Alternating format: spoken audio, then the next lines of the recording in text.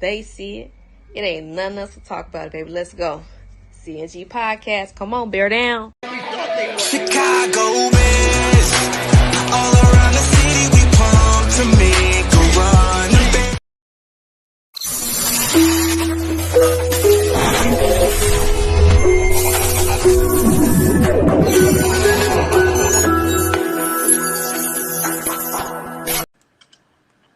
Yo, what's up, everybody?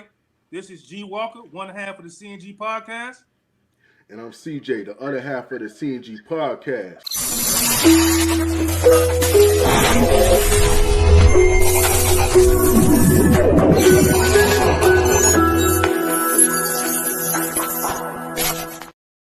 Yo, what's going on, everybody? It's the CNG Podcast.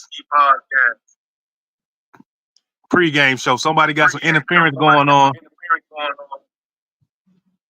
Got to come back in, probably come back out.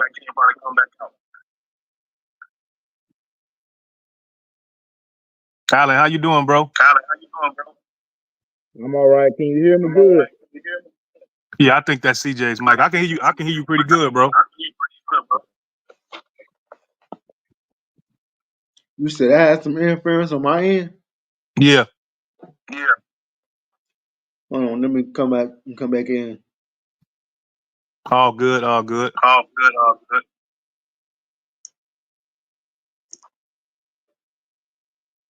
Alan, can you hear me? Yeah, I can hear you. Yeah, that was CJ's mic, man. How you feeling, big dog? How you feeling, man? We know, last week was a crazy game, bro. How you feeling this week, bro? Well, man, I'm ready for the game to start, man. I want to play right now if it was up to me. Go ahead and get it out of our system, Yeah, it's been a crazy week. We got to make sure that we get it together, man. This team, man. We playing against a team that came off a crazy win themselves with a field goal, man, and and they ended up winning that game. So that momentum for the Arizona Cardinals is pretty high right now, don't you think? Yeah, man, because they're number one in their division, man. So if they win today, they'll kind of put themselves in position, man, to squeeze in that division, man, and possibly make the playoffs with a home game. Right.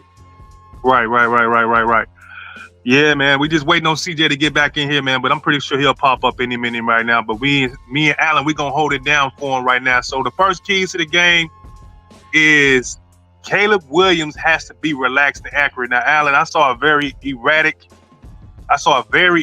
Caleb Williams Sunday, man. He was at home. I don't know if the moment was too much for Caleb Williams, but he has to be calm, man. He's going to be playing against teams that in bigger games in the division. You know what I mean? So he has to learn how to calm down and get his mind right and settle down, right? Yeah, he definitely does, man. And also, man, the offensive coordinator, Shane Waldron, has to help him out. Kind of get him scripted plays and, kind of slow down that pass rush and get the offensive line comfortable. Like, you got to do that your first couple plays in the series, So it's going to be a team effort up front, but mainly calm your quarterback down. And everything else will take care of itself. Yeah, and I totally agree. So, CJ, we got the first season key to the game. Caleb Williams was he had a lot of anxiety that game against the Commanders, man. Even coming off a bye, man. Then you playing at home, you coming off a bye. He has to be more accurate. And he has to be more accurate. He has to be more relaxed as these games go because they're only going to get bigger and bigger. And the air is only going to get thinner and thinner. Like, this is a very important game for us to win.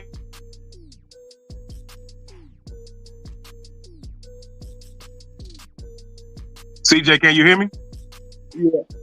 Yeah, I can hear you. Yeah, I mean, this game is very, very important because now we're gonna find out did that game break the Bears against the Commanders or did it make the Bears? That's a hell of a point. Did it make or break the Bears? That's yet to be seen. But you know what, CJ? That's something that I'm gonna be paying attention to, man. I'm pretty sure all of us is gonna be probably paying attention to that. Like this, because I consider it as a game that we can grow together as a unit, and you actually get to see what we're made of as a team when adversity comes. You know what I mean? See, like, it's adversity, but it reveals who you are, It really does, yeah. And the Bears gotta have that identity. They gotta find it. Right. Yeah, so Alan, so this to CJ's point, this is gonna be a game where we're revealed who we are, What you think? Yeah, we definitely are, man. We're gonna have to see how resilient we are, man, and how do we fight against adversity? Because last week was definitely adverse, to say the least. So, yeah, man, we got to see what type of maturity, and we got to see the coaching staff make adjustments, man. Like, I want to see a well-coached football game today. I don't want to question the coaching staff today. They should be then worked on their craft this week. Like, be sharp today. I gotta agree. I just want everybody to be sharp today. No lapses of judgment, no lapses of using challenges wrong or not, or using challenges too much, or not using the challenge, or not using timeouts when you're supposed to. I don't want to see any of that either, man. But we got another key to the game. The offensive line has to show up. They got to show up, man. We got guys banged up though. You know what I mean, Alan? So offensive line, what they got to do, big dog? Offensive line, man. Larry Bourne looks like he's gonna probably go in the starting lineup today. So that means that we're gonna have to kind of switch up and probably establish the run up front first, because Braxton Jones is really made for pass pro. I think Larry Bourne is more of a road grader. So I would like for us to start off running the football, then progress to the passing game. So I want the line of scrimmage. I want my guys to go forward today at the beginning, not backwards, go forward. Man, I love that. That's a great point. CJ, what you think about this offensive line? Because Tevin Jenkins is banged up, Karan is out, Braxton Jones is out. So, the offensive line every next man got to show up, right? What you think? Yeah, the next man got to step up. That's what having depth at the offensive line is about. You're gonna go through injuries in the season. It's gonna happen, but next man got to step up to the challenge. Man, and I agree with both of y'all, man. There's no excuse, man.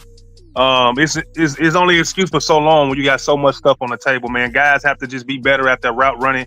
Caleb Williams has to be better throwing the ball. He has to be better throwing anticipatory throws. He has to be better at all aspects of his game today, man, because the offensive line excuse it only goes for so long, man, because especially when people can point out to where you're holding the ball too long and you're giving that and you putting that offensive lineman, that tackle or that guard in trouble.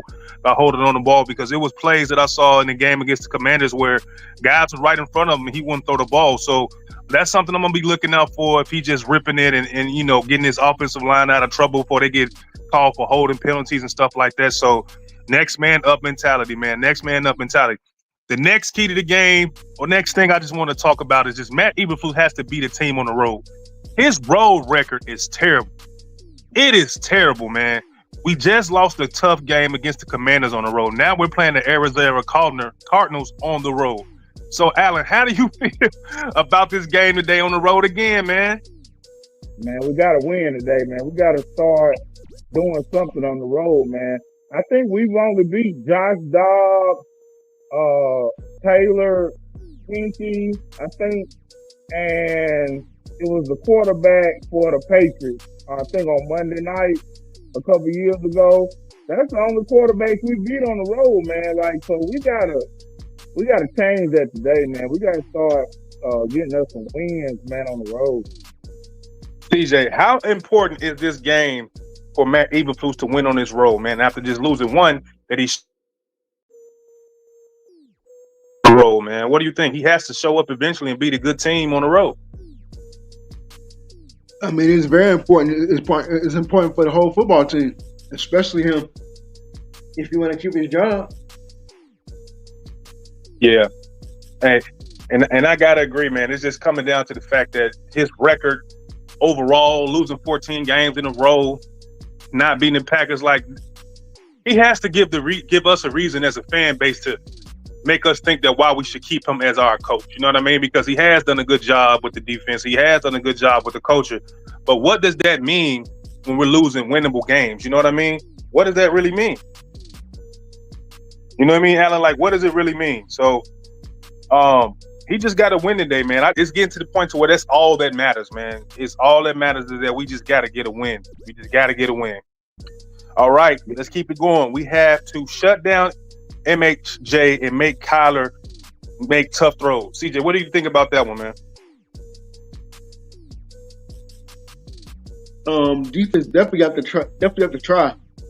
Like I was telling you yesterday, during the Twitter space, it's not gonna be easy for the Bears defense to do that. But everybody got to just come together and play together. We can't be having no mental lapses. We can't be over there playing with the fans and, you know, taunting the other team's fans. We gotta be on point. Defense gotta be on point. Man, I don't know if the defense can be more on point than just giving up 12 points in the game and losing on the Hail Mary. But like you said, man, guys can't be fucking around out there, man. No. Yeah, it's Kyle Murray we're talking about here. Yeah, so Alec, what do we have to do to neutralize Kyler Murray and MHJ, Marvin Harrison Jr.? What? Because we got our hands full, man. So what are the keys to shutting these guys down, man? Well, if I was a defensive coordinator, the first thing I would do is make sure that I'm sending 5 every time. Everybody get in their rush lane and stay and keep him in the pocket. If you keep him in the pocket and make him throw over the lineman, we're going to get some picks today because, I mean, 5'6" and 5'7" is 5'7".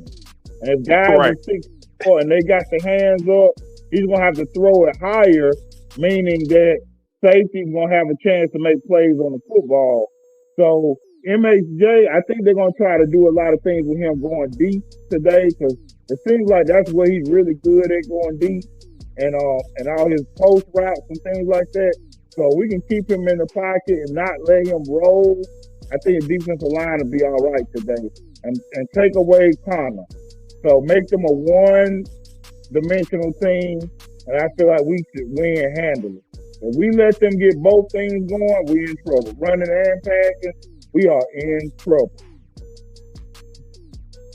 So I'm feeling like we playing the Commanders again, except this game, a guy's not hurt with ribs. We got a healthy Kyler Murray, man. 100. So we're not dealing with a guy with hurt ribs, man. We're dealing with a guy that's healthy and ready to play. So I think it goes back to what you said. We got to make him one-dimensional. We got to make sure the defensive linemen are putting their hands up. You got to send guys to him. And hopefully Kyler Gordon is playing today, man, because that guy can get to the quarterback, put him in packages where he could sack a quarterback, and that puts a seed in the quarterback's mind that I don't have my running lanes with Kyler Gordon out there. So I think that's how you have to shut him down by taking away his running lanes, let him see the field, put your hands up. And Marvin Harrison Jr., I just think he's going to be on J.J. Allen all day today, man. I just think that J.J. is going to pretty much have that assignment. You know, J.J. is going to get up in his face, be physical, be aggressive. That's all that we need. If you take away MHJ and the defensive line stop the running game, we should be good. So CJ, what do you think about us stopping Kyler Murray, man? Like, what is the biggest key? What do you think that we got to do to stop him or his wide receivers, number one wide receiver? We're gonna have to contain him, keep him in the pocket as much as we can, and defensive players gotta get their hands up. Right. Get your hands up and bat that ball down. You know, make it harder for him to make it harder for Kyler Murray to visualize where that ball is going. Mm-hmm. Yeah, and I agree, man. I think if we do all of that, we come out and play a complete game, make him a one-dimensional, make him a pocket passer, have Kyler Gordon back there, making sure that he knows, like, if you try to run, I'm gonna get your little ass. Make sure we show a fake double team on MHJ. Because we believe in JJ, but I'll do that. If that was me, I'll kind of fake put another person over there. What do you think about that, Alan? That's the confused Kyler Gordon. I see what you're saying, kind of roll the coverage over there. Yeah, I see what you're saying. Yeah, you know, you can do that on some set, you know what I'm saying, especially on third down. Because Kyler Murray is not really a pre-snap quarterback. Like, he's not one of them guys who's going to see what's going on at the beginning. Like, Jaden Daniels did a good job of doing on pre-snap. He knew where to go because we lined up so basic, and so I would say, like, he kind of knew what we were going to do. But Kyler Murray is one of them guys, he thrives on a broken play. So when things get scattered and broken, that's what scares the hell out of me about Kyler Murray, because he's always got his eyes downfield. So if we lean too far right and he goes left, we got one-on-one coverage, and we're going to probably be a man down in the secondary today. So I kind of want us to throw some different things around and make him, like you say, go the opposite direction, kind of lean that coverage a little bit. But to me, man, the main thing is keep him hit, you know, make sure.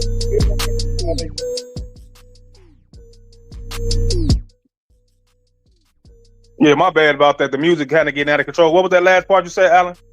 I was saying make sure we hit him, man. Make sure we keep a hat on Kyler Gordon, man.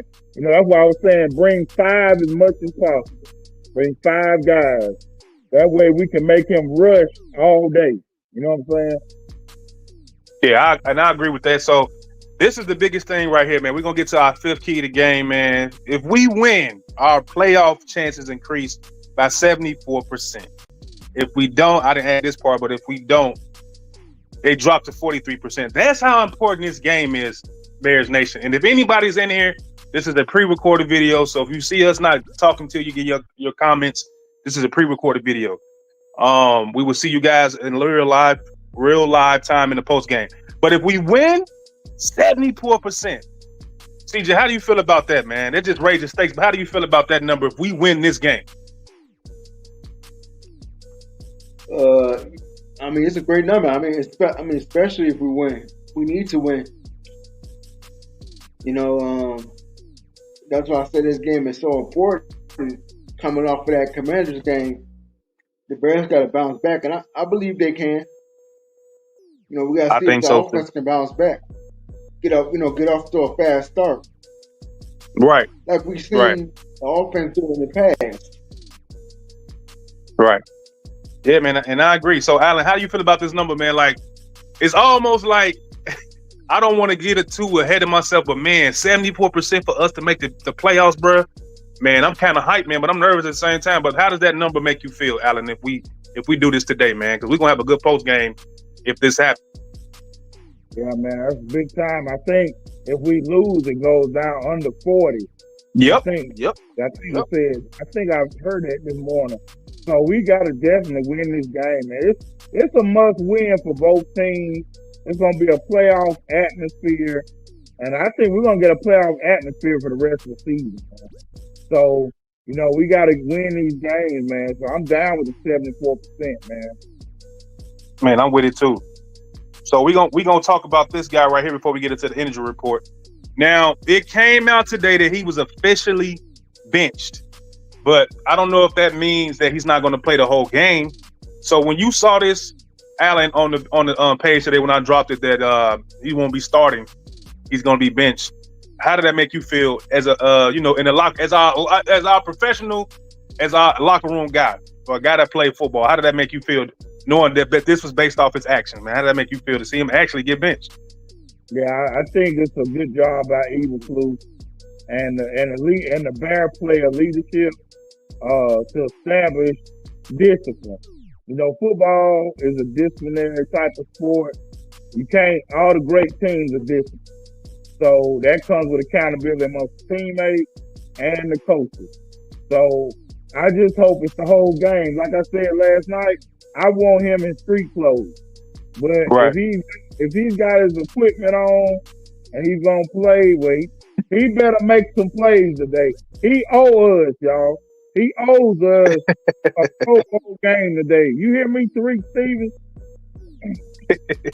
You hear us? You hear Alan, Tariq. So CJ, when this news broke that he's actually getting benched today, he won't start out because I actually think he probably going to play the second, third series. And I'll say my take for this at the end. But CJ, what do you think about him actually getting benched today? Finally, some discipline is going down on the Bears. I think he needs to sit out the whole game. But finally, some discipline is happening for the Bears. Because if he wasn't gonna get benched, I'm like, man, you let these guys get away with things. You got that game last week when he pulled, it was a disgrace. So the fact that he's not going to be starting this week, I think that's a good start. Yeah. My take on it is this: Eberflus can't and Bobby. Shout out to Bobby from Chicago Bears Central. Bobby actually hit me up today this morning early, asked me what I thought about it, and I said this: I said that Eberflus don't have a choice, man. He's stuck. If we would have had a better record, like if we were 6-1, like we should be, a lot of people think, I think his ass would have set the whole game, bro. I don't even think he would have thought about not sitting him the whole game. I think he would have sat. If his record was better, he would sit this kid the whole game, man. But Eberflus is in a position where if you play him and we win, then you're gonna look. It's gonna look messed up. Is in jeopardy right now to me. I'm gonna die on this hill. I don't think his job security is secure at all. The fact that this might be playing into his head as far as like benching him a whole game, he can't afford to do that. And this kid has shown that he can play. He has talent. So to bench him for something like this the whole game, I don't think that's fair. I think that something should have been done, like a couple of series not playing. He made an apology on social media. He apologized to his teammates. And I think that's as far as it should go. But as far as how it's going to look for Matt Eberflus, to me personally, I just don't think that he can afford to bench him the whole game. How you feel about that, Andrew? Do you think that the way that the team could possibly unravel based around how his teammates felt about it and how Eberflus's job situation, do you think that him benching him the whole game would matter? Would send what type of message? Yeah, it would send a message to Tyree Stevenson and the last guy on the roster that we are not going to tolerate this type of behavior, and that's what makes the team play better, man. We all know that we on one accord, and if I know that I'm going to get benched for not holding my end of the rope, then that's what football is about, man. Everybody's got to be accountable, man. Everybody's got to sharpen, like iron sharpens iron. We got a guy out there like Plato and everybody iron, we're gonna lose games. This guy has to show focus, consistency, and the ability to play all the way through. No more mental lapses, no more pushing people in the face and all that old Right. stuff that he likes to do, man. Just play. I don't mind you jawing and talking, jump to a player. That goes along with sports. But where you lose me at is the extracurricular stuff. You lose me with that because you're costing your teammate 15 yards with bad Right, play. yards, right. Yards are like Money. Like money. It's found money. Just like Tony Romo said, it's found money. It's yards are yards. So if I'm gonna give out 15 yards and then throw a Hail Mary, that's why we lost the game. Like, you don't give up any yards, period. So that's how I feel about Tariq in that situation today, man. Just going forward, that would be a big stepping stone for Flu and establishing law and order as a coach. And I gotta agree. And before we get into the energy report, is there anything you fellas want to talk about? Just let me know. We can get to it because I know I don't always add things on these key to the games. But if that's something y'all want to talk about, CJ, Allen, what y'all got? Man, I really don't have anything. I'm trying to think right now. Okay. Allen? I would say establish the middle of the field with Cole Kmet. I say that every week because if Cole Kmet is controlling the middle of the field, that opens up Keenan Allen and DJ. Right. So if we establish the middle of the field and the run game, now we get to start throwing the one-on-one coverages with DJ. Because the safety naturally is going to come over. If the tight end is starting to get a lot of problems across the middle, that opens up the wide receiver, i.e. Kansas City. When Kelsey is kind of dominating the game, that opens up Worthy, that opens up Juju Schuster. Them guys start getting one-on-one coverages. So that's what the tight end position is about and how it establishes the passing game. Man, all right. CJ, one more time before we go to the injury report. You got anything, CJ, you want to add?